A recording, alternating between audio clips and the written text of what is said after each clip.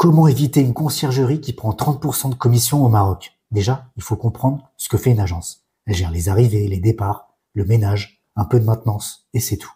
Sauf qu'elle prend un quart de ton chiffre d'affaires juste pour ça. Moi, j'ai choisi une autre stratégie. Je me suis créé ma propre mini-organisation. Je trouve une femme de ménage fiable grâce aux groupes Facebook locaux. Tu postes une annonce, tu reçois 30 messages, tu choisis la bonne personne.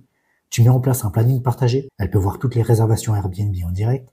Tu installes une boîte à clés, donc elle n'a pas besoin d'être là physiquement pour chaque check-in. Et moi, je n'ai qu'envoyé le code et la localisation. Tout passe par WhatsApp. Elle fait une vidéo avant, après chaque ménage. Comme ça, je contrôle tout. Et s'il y a un problème, une fuite d'eau, une chaise cassée, elle peut appeler un ouvrier que j'ai présélectionné. Et enfin, pour le paiement, après chaque prestat, je lui fais un virement instantané via l'appli de ma banque. Et basta.